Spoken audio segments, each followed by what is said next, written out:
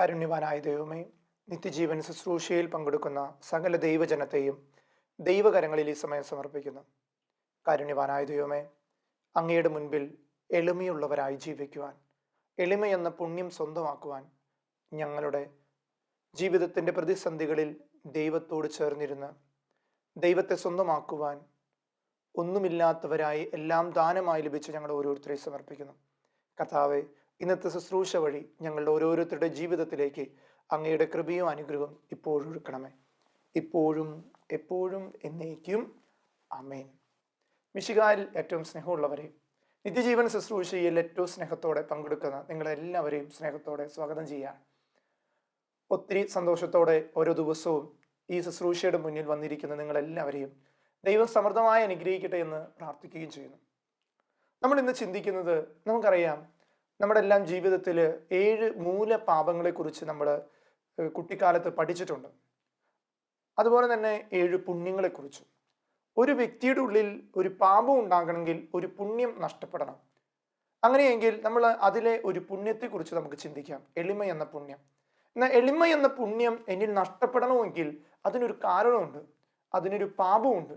നമുക്കറിയാം, നമ്മൾ പണ്ടെല്ലാം വിപരീത പദങ്ങൾ ഇങ്ങനെ പൂരിപ്പിച്ചെഴുതും. അതുപോലെ എളിമ എന്ന പുണ്യത്തിന്റെ വിപരീതമാണ് അഹങ്കാരം എന്ന ചിന്ത. ഈ കാലഘട്ടങ്ങളിൽ മനുഷ്യന്റെ ഇടയിൽ സർവ്വസാധാരണമായിട്ട് കണ്ടുവരുന്ന ഒരു കാരണമാണ് അഹങ്കാരം. ഒരു വ്യക്തി ഒത്തിരി അഹങ്കരിക്കുമ്പോൾ അവന്റെ ജീവിതത്തിൽ അവൻ വിളിച്ചു വരുത്തുന്നത് വലിയൊരു തകർച്ചയാണ്. അതുകൊണ്ട് നമുക്കിന്ന് ചിന്തിക്കേണ്ടത് ഈ അഹങ്കാരം, അല്ലെങ്കിൽ നിഗളം എന്ന് പറയും, ഇംഗ്ലീഷിൽ പ്രൈഡ് എന്ന് പറയും. നമ്മുടെ ജീവിതത്തിൽ നമുക്ക് ചിന്തിക്കാം, എന്താണ് നമ്മുടെ ജീവിതത്തിൽ ദൈവത്തെ നമ്മിൽ നിന്ന് അകറ്റാനുള്ള ഈ അഹങ്കാര അവസ്ഥകൾ.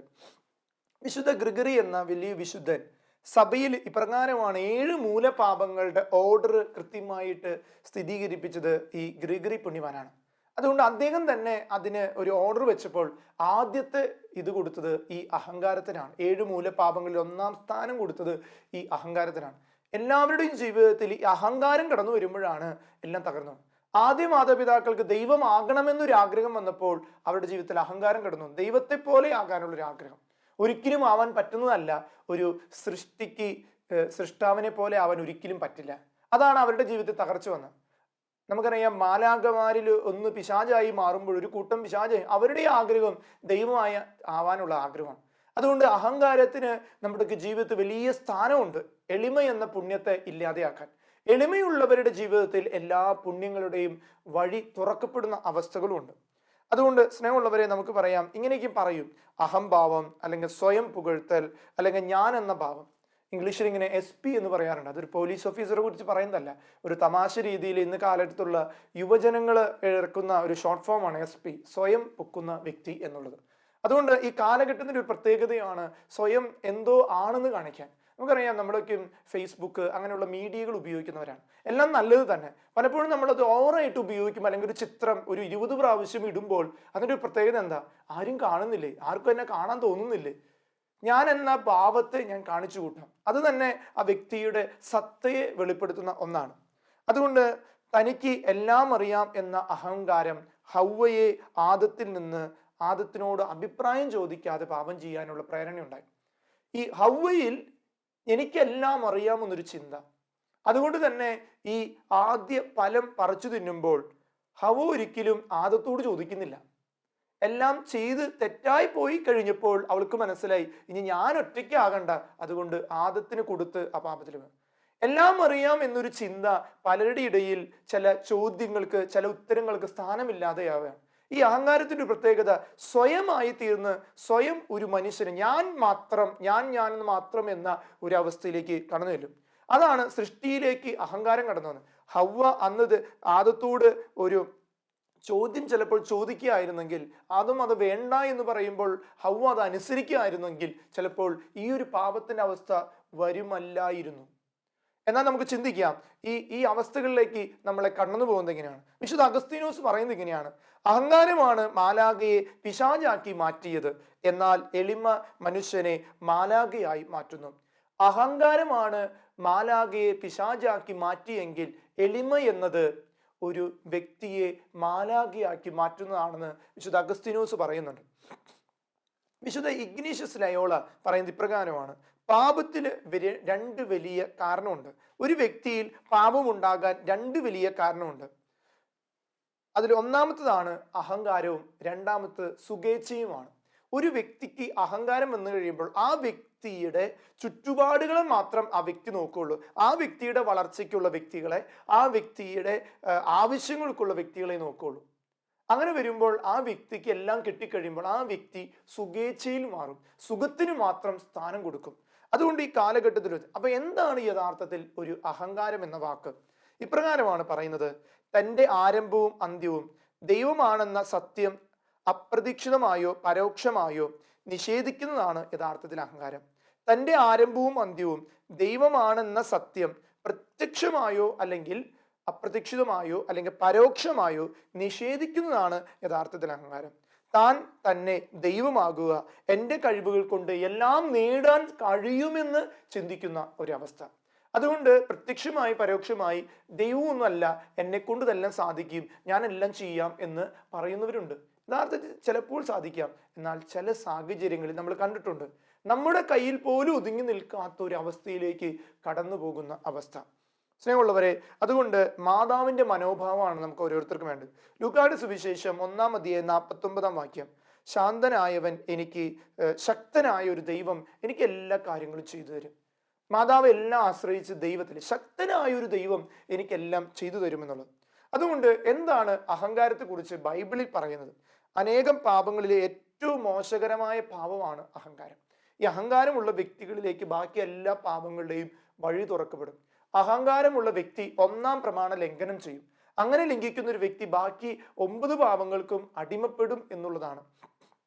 അതുകൊണ്ട് സുഭാഷിതങ്ങളുടെ പുസ്തകം 11-ാം അധ്യായം 2-ാം വാക്യം പറയാണ്: അഹങ്കാരത്തിന്റെ പിന്നാലെ അപമാനമുണ്ട്, വിനയമുള്ളവരോട് കൂടെ ജ്ഞാനവുമുണ്ട്. അതിനൊന്നുകൂടി പറയാം: അഹങ്കാരത്തിന്റെ പിന്നാലെ, ഒരു വ്യക്തിയുടെ അഹങ്കാരത്തിന്റെ പിന്നാലെ ആ വ്യക്തിക്ക് ഒരു അപമാനം വരാനുണ്ട് എന്നുള്ളത് തിരിച്ചറിയുക. വിനയമുള്ളവരോട് കൂടെ ജ്ഞാനമുണ്ട് എന്ന് തിരിച്ചറിയുക. അതുകൊണ്ട് നമ്മുടെ ജീവിതത്തിൽ ആ ഒരു കൃപ സ്വന്തമാക്കണം. ഗലാത്യക്കാർക്ക് എഴുതിയ ലേഖനം 6-ാം അധ്യായം 3-ാം വാക്യം പറയാം: ഒന്നുമല്ലാതിരിക്കെ എന്തോ ആണെന്ന് ഭാവിക്കുന്നവൻ തന്നെ തന്നെ വഞ്ചിക്കുകയാണ്.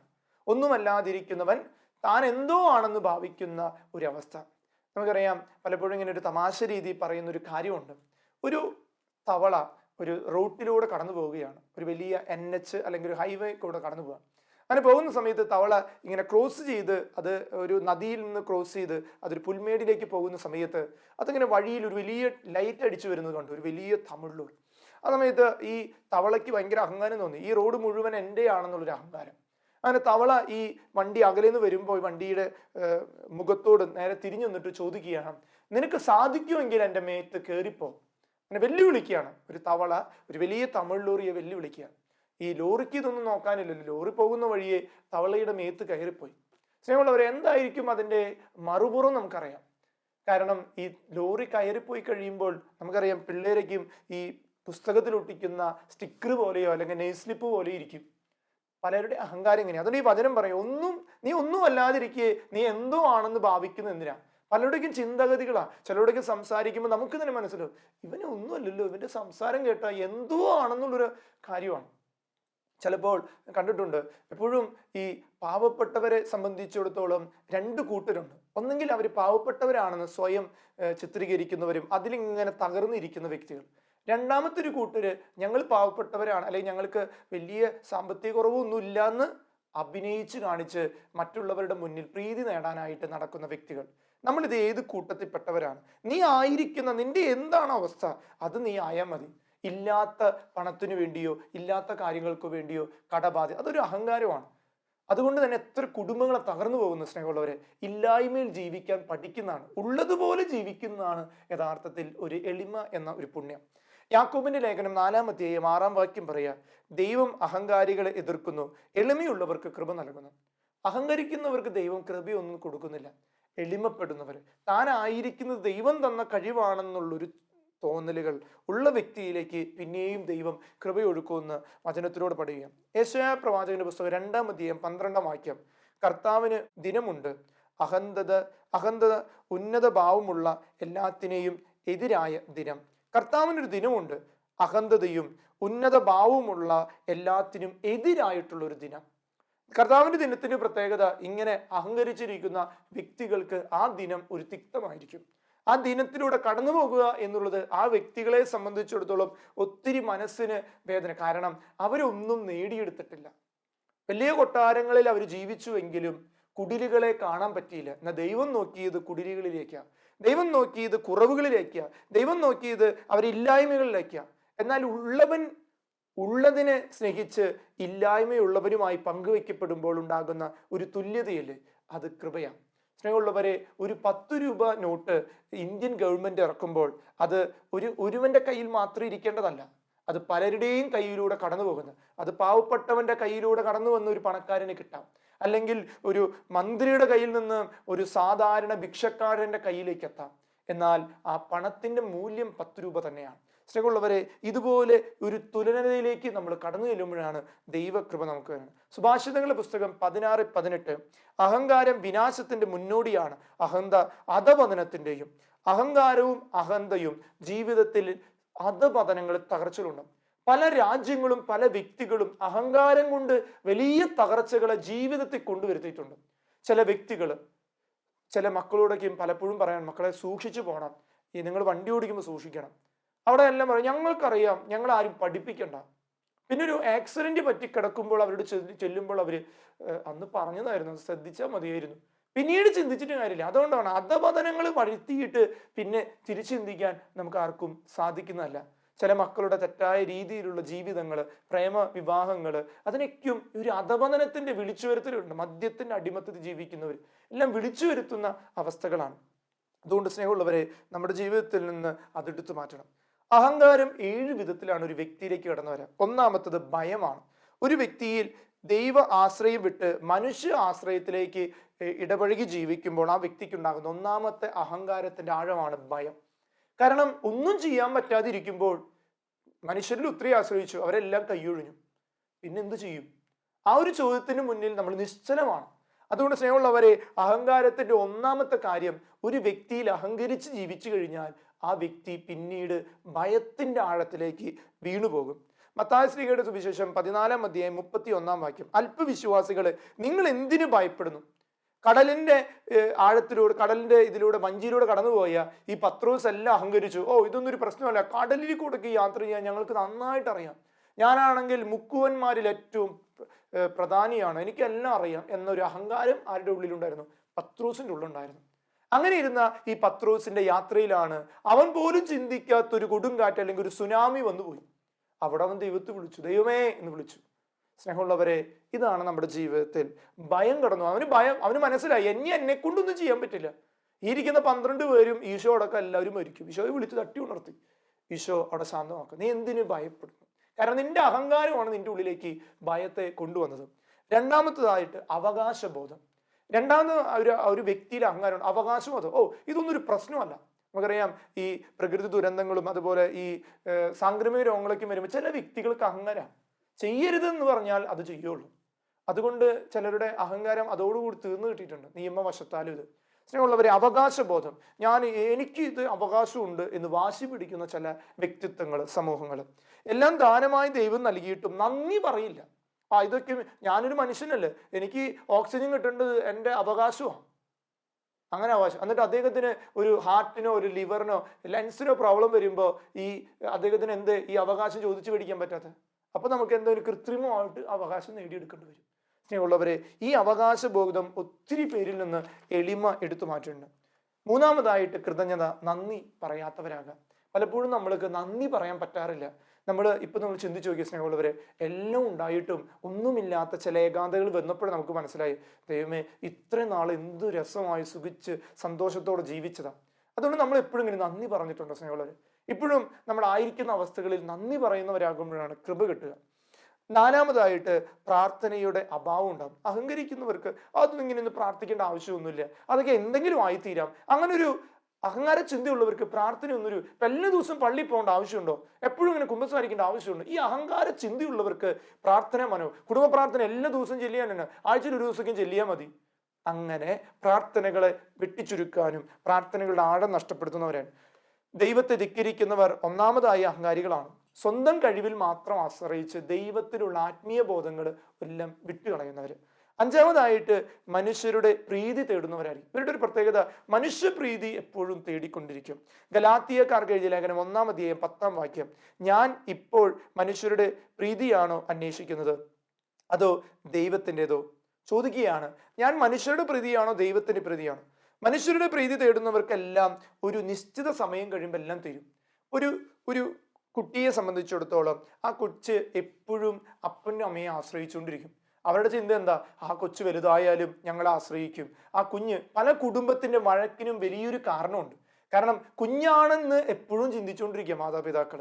ആ കുഞ്ഞു വളർന്നു, അവൻ അധ്വാനിച്ചു, അവന്റെ കുടുംബജീവിതം ആരംഭിച്ചു, എന്നിട്ടും അവൻ എന്നെ മനസ്സിലാക്കുന്നില്ല. കാരണം അവരെല്ലാം ദൈവത്തെക്കാൾ കൂടുതൽ ആശ്രയിച്ച് ഈ കുഞ്ഞിന് മാത്രമാണ്. ഈ കുഞ്ഞ് എന്നെ ഇങ്ങനെ നോക്കണം, ഞാൻ ചെറുപ്പത്തിൽ അങ്ങനെ നോക്കിയില്ലേ, ഇങ്ങനെ നോക്കിയില്ലേ? ശരിയാണ്, തീർച്ചയായിട്ടും നോക്കണം, നോക്കണ്ടെന്നല്ല അച്ഛൻ പറഞ്ഞത്. എന്നാൽ ദൈവത്തെക്കാൾ കൂടുതൽ ഇന്ന് മക്കളെ ആശ്രയിക്കുന്നവരായിട്ട് മാറി. കുറേ പഠിപ്പിക്കും, കുറേ ഭക്ഷണം കൊടുക്കും, എല്ലാ ഇതിലും കൊണ്ടു നടക്കും. അവസാനം എല്ലാം കണ്ട് അവരൊന്നും നോക്കാതെ തിരിച്ചു പോകും. എന്നാൽ എന്തെങ്കിലും ദൈവത്തിൽ ഇതിനേക്കാൾ കൂടുതൽ കുഞ്ഞുങ്ങൾ ആശ്രയിപ്പിച്ചിട്ടുണ്ടെങ്കിൽ തീർച്ചയായിട്ടും നിങ്ങളുടെ ഏകാന്തതകളിൽ, നിങ്ങളുടെ വേദനകളിൽ തീർച്ചയായിട്ടും നിങ്ങളുടെ മുറിയിൽ വന്നിരുന്ന് അവർ നിങ്ങളുടെ തോൾ തട്ടിയിട്ട് അമ്മേ അപ്പ നമുക്ക് ഈശോടൊപ്പം ഒന്ന് പ്രാർത്ഥിക്കാം എന്ന് പറയും. അല്ലെങ്കിൽ തിരിഞ്ഞുനോട്ടം പോലും ഉണ്ടാകില്ല. സ്നേഹമുള്ളവരെ, അതുകൊണ്ട് മനുഷ്യപ്രീതി, നമുക്ക് ഈ ലോകത്ത് പ്രീതി നേടുക എന്നുള്ളത് മാത്രമേ ഉള്ളൂ. കുറെ കഴിയുമ്പോൾ എല്ലാ പ്രീതി നേടും. വലിയ വലിയ പേര് കിട്ടിയ മഹാന്മാരെല്ലാം ഇന്ന് ഏകാന്തതയിലിരിക്കുക, ആരുപോലും തിരിഞ്ഞു നോക്കുന്നില്ല. വലിയ വലിയ സിനിമ സ്റ്റാർസൊക്കെയും ഇന്ന് പ്രായാധിക്യത്തിൽ ആരുമില്ല. അവർ ഭക്ഷണം കഴിക്കുന്നുണ്ടോ എന്ന് നോക്കാൻ പോലും വ്യക്തികളില്ല. എല്ലാം ഉണ്ട്, വലിയ പേരുകളും വലിയ അവാർഡുകളും സ്വന്തമാക്കിയവരൊക്കെ ഉണ്ട്. സ്നേഹമുള്ളവരെ, അതെല്ലാം മനുഷ്യർ നമുക്ക് നൽകുന്നതാണ്. അതൊരു സമയത്തേക്ക് മാത്രം, അതിനുശേഷം ആരും നമ്മൾ തിരിഞ്ഞു. എന്നാൽ ദൈവം അങ്ങനെയല്ല. ദൈവത്തിനെ ആശ്രയിക്കുന്നവനെ ദൈവം എന്നും കരുതുന്നവരായിട്ട് മാറും. ആറാമതായിട്ടുള്ളത് കപടതയാണ്. ഒരു കപടത മനോഭാവമുണ്ട് എല്ലാത്തിനെയും. ചിലരുടെ മുന്നിൽ ചില മനോഭാവങ്ങൾ, മറ്റുള്ളവരുടെ മുന്നിൽ മറ്റു മനോഭാവങ്ങൾ, അങ്ങനെ രണ്ട് മനോഭാവം. മത്തായി സുവിശേഷം 23-ാം അധ്യായം 27-ാമത്തെ വാക്യം ഫരിസേയരുടെ മനോഭാവത്തെ കുറിച്ച് ദൈവം പറയുന്നു. കഠിന ഹൃദയരും ക്രൂര സ്വഭാവമുള്ളവരാണ്. അവർ കഠിന ഹൃദയം, അവരുടെ ജീവിതത്തിൽ അവരെ ആരും കേൾക്കാതെയായി. കാരണം ഈശോ വരുമ്പോൾ ഫരിസേയർ അവിടെ പ്രസംഗിക്കുന്നുണ്ടെങ്കിൽ അവന്റെ അടുത്തുനിന്ന് എല്ലാവരും എഴുന്നേറ്റ് പോയിട്ട് ഈശോയെ കേൾക്കാൻ പോകും. അതെങ്ങനെ സഹിക്കും? ഞങ്ങൾ ഭജനം പഠിച്ചിട്ടുള്ളവരാണ്, ഞങ്ങൾ ഇതെല്ലാം അറിയുന്നവരാണ്, എന്താ ഞങ്ങളുടെ അടുത്ത് ആരും ഇരിക്കാത്ത? സ്നേഹമുള്ളവരെ, ഇത് ഈ കാലഘട്ടത്തിലുള്ളതാണ്. പലരും പലരെയും ഇഷ്ടപ്പെട്ടു പോകുന്നത് ആ വ്യക്തിയുടെ കഴിവൊന്നല്ല, ദൈവം അവർക്ക് കൊടുക്കുന്ന കൃപകളാണ്. അത് നമ്മൾ തിരിച്ചറിയുക, അത് നമ്മൾ മനസ്സിലാക്കുക. ഏഴാമത്തെ കാര്യം പ്രതികാര മനസ്ഥിതിയാണ്. അഹങ്കാരമുള്ളവർക്ക് എപ്പോഴും പ്രതികാരം ഉണ്ടാവും. ഞാൻ എന്നതിനെ അടിച്ചേൽപ്പിക്കുന്നവരും ഞാൻ എന്ന വ്യക്തിയെ ഉയർത്താൻ നോക്കാത്തവരെയും അടിച്ചേൽപ്പിക്കുന്നു. ദൈവവചനം അതുപോലെ അതിനെ ധിക്കരിക്കുന്നവരെല്ലാം ഉണ്ടാകുന്നത് പ്രതികാര മനസ്ഥിതിയാണ്. 7 കാര്യങ്ങളാണ് അച്ഛൻ പറഞ്ഞത്. ഒന്നാമതായിട്ട് അച്ഛൻ ഒന്നുകൂടി പറയാം. ഒന്ന്, ഭയം ഒരു വ്യക്തിയിൽ അഹങ്കാരത്തിലൂടെ കടന്നു വരും. രണ്ടാമത്തായി അവകാശബോധമാണ്. ഒരു അവകാശബോധം, എനിക്കത് കിട്ടണം ഇത്. മൂന്നാമത്തത് നന്ദി പറയാനുള്ള മനസ്സുണ്ടാകില്ല. നാലാമത്തത് പ്രാർത്ഥനയുടെ അഭാവം ഒത്തിരി ആയിരിക്കും വ്യക്തിയിൽ. അഞ്ചാമത്തത് മനുഷ്യരുടെ പ്രീതി തേടുവാൻ നോക്കുക മാത്രം ചെയ്യും, ദൈവപ്രീതിയിൽ നിന്ന് അകന്നു പോകും. ആറാമത്തത് കപടതയാണ്, ഇങ്ങനെ ഇല്ലാത്ത കാര്യങ്ങൾ കാണിച്ചു കൊടുക്കും. ഏഴാമത്തത് പ്രതികാര മനസ്ഥിതി. സ്നേഹമുള്ളവരെ, നമ്മുടെ ഉള്ളിലെ ഈ അഹങ്കാര ചിന്ത നമ്മൾ എടുത്തു മാറ്റണം. എളിമയുള്ളവന്റെ മനസ്സ് എങ്ങനെയായിരിക്കും? ഒന്നാമത്, നമ്മൾ വെറും ഇല്ലായ്മയാണെന്ന് തിരിച്ചറിയും. ഒന്നാമതായിട്ട് എളിമയുള്ളൊരു വ്യക്തിയുടെ പ്രത്യേകത ഇങ്ങനെയാണ്, ഞാൻ ഒന്നുമല്ല. അതുകൊണ്ട് ആ ഒരു ചിന്തയാണ്, ഒന്നുമല്ലാതിരിക്കുകയും ദൈവമാണെല്ലാം തന്നത്. എനിക്ക് ഇഷ്ടമുള്ളൊരു പാട്ടുണ്ട്, എല്ലാം എല്ലാം ദാനമല്ലേ, ഇതൊന്നും എന്റേതല്ല, എല്ലാം എല്ലാം തന്നതല്ലേ, ഇതൊന്നും ഞാൻ നേടിയതല്ല. ഇതൊന്നും നമ്മൾ നേടിയതല്ല. ആ ഒരു കൃപയിലേക്ക് വരും. രണ്ടാമത്തതായിട്ട് എളിമ എന്ന മനോഭാവം നമ്മെ പഠിപ്പിക്കുന്നത്, നമുക്ക് സ്വന്തമായി ഒന്നും ചെയ്യാൻ കഴിയില്ല. ചില സന്ദർഭങ്ങളിൽ നമുക്കൊന്നും ചെയ്യാൻ കഴിയില്ല. അവരൻ്റെ ആശ്രയം നമുക്ക് വേണം. അവരൻ എന്നെ സഹായിക്കണം, അവൻ എന്നെ കൊണ്ടു നടക്കണം. സ്നേഹമുള്ളവരെ, നമ്മൾ ചില സമയങ്ങളിൽ നമ്മൾ എപ്പോഴും തിരിച്ചറിയണം, നമുക്ക് സ്വന്തമായിട്ടൊന്നും തന്നെ ചെയ്യാൻ പറ്റില്ല. ചിലപ്പോൾ ദൈവം നമ്മളെ സഹായിക്കണം, ചില ദൈവം മറ്റു വ്യക്തികളിലൂടെ നമ്മളെ സഹായിക്കണം. അതുകൊണ്ട് നമ്മൾ എപ്പോഴും മറ്റുള്ളവരുടെ മുന്നിൽ എളിമയോടെ ജീവിക്കാനായിട്ട് പരിശ്രമിക്കണം. മൂന്നാമതായിട്ട്, നമുക്ക് ഒരു വിലയുമില്ല എന്ന് നമ്മൾ ചിന്തിക്കണം. 6 മണ്ണിൽ ചീഞ്ഞു തീരാനുള്ള ഈ ശരീരത്തെക്കുറിച്ച് ഞാൻ എന്തിനു ആകുലപ്പെടണം? എല്ലാവരെയും തിന്നുന്ന അതേ പുഴു തന്നെ എന്നെയും തിന്നും. അതുകൊണ്ട് ഒരു മനോഹരമായൊരു ഗാനമുണ്ട്, എനിക്ക് ഇഷ്ടമുള്ളൊരു പാട്ടാണ്. മനുഷ്യാ നീ മണ്ണാകും, മണ്ണോടു ചേർന്നിടും, ധരയിൽ നീ ഒരു യാത്രികൻ, സ്വർഗം അകതാരിൽ കരുതിയിടണം. നീ ഒന്നുമല്ല മനുഷ്യ, നീ മണ്ണാകും, ഈ മണ്ണോട് ചേരും. നീ അകതാരിൽ എന്തെങ്കിലും കരുതി വെച്ചിട്ടുണ്ടെങ്കിൽ അതൊന്നും കൊണ്ടുപോകില്ല. കരുതി വെക്കേണ്ട ഒരു സ്ഥലമുണ്ട്, അവിടെ കരുതി വെക്കുമ്പോൾ ദൈവം നമുക്ക് കൃപ തരും. അതുകൊണ്ട് സ്നേഹമുള്ളവരെ, നമ്മളൊന്നുമല്ല എന്നൊരു ചിന്ത നമുക്ക് വേണം. എല്ലാം ദൈവം തന്നു. കണ്ണ്, കൈ, കാല് എല്ലാം ദൈവം തന്നു. എന്ന് ഈ കണ്ണ് ഫീസാവുന്നു, അതോടുകൂടി ഞാനും നിങ്ങളുടെ മുന്നിൽ ബ്ലാങ്കായി മാറും. പിന്നെ ഒന്നും ആരും എനിക്ക് കാണാൻ പറ്റില്ല. ദൈവം തന്നൊരു ദാനം, വലിയൊരു ദാനം കാഴ്ച എന്നത്, ഈ മനോഹരമായ പ്രകൃതിയെ കാണാനുള്ളൊരു കഴിവ്. 4മതായിട്ട് നാം വലിയ പാപികളാണെന്നുള്ളൊരു ചിന്ത നമുക്ക് വേണം. അല്ലാതെ നമ്മൾ പുണ്യപ്പെട്ടവരാണെന്നൊന്നും പറയാനും, ഞാനും നിങ്ങളും പാപം ചെയ്യുന്നവരാ. കർത്താവെ, പാപികളായിരുന്നിട്ടും നീ എന്തിനു ഞങ്ങളെ സ്നേഹിക്കുന്നു? ഒരു എളിമയാണ്. പാപം ചെയ്തവൻ പാപത്തെക്കുറിച്ച് ദൈവസന്നിധിയിൽ, കർത്താവ് ഞാനൊരു പാപിയാണ്, എന്നാൽ നീ എന്നോട് സ്നേഹിക്കുന്നു, നീ എന്നോട് കരുണ കാണിക്കുന്നു എന്നൊരു ചിന്ത. അതുകൊണ്ട് സ്നേഹമുള്ളവരെ, ഈ എളിമയുടെ ഈ വഴികൾ നമുക്ക് മുന്നിൽ ഉണ്ടാകട്ടെ. പരിമിതികൾ അറിയുന്ന ദൈവവും നമുക്കുണ്ട്. അതുകൊണ്ട് നമ്മൾ അതിൽ വളരും. അഭിപ്രായങ്ങൾ നമ്മൾ മറന്നു പോകരുത്. ദൈവസന്നിധിയിലുള്ളത് അപരനെ അംഗീകരിക്കുക എന്നുള്ളതൊരു കൃപയാണ്. അപരനെ ശ്രവിക്കുക എന്നുള്ളത് നിന്റെ എളിമയുടെ പുണ്യമാണ്. മുൻവിധികളോടെ ആരെയും കാണാതിരിക്കുക എന്നുള്ളത് വലിയൊരു അഭിഷേകമാണ്. അതുപോലെ മറ്റുള്ളവരെ പ്രോത്സാഹിപ്പിക്കുക എന്നുള്ളത് നിന്റെ ഉള്ളിലെ ഏറ്റവും വലിയ കഴിവാണ്. അതുകൊണ്ട് സ്നേഹമുള്ളവരെ, നമുക്കൊരു നിമിഷം പ്രാർത്ഥിക്കാം.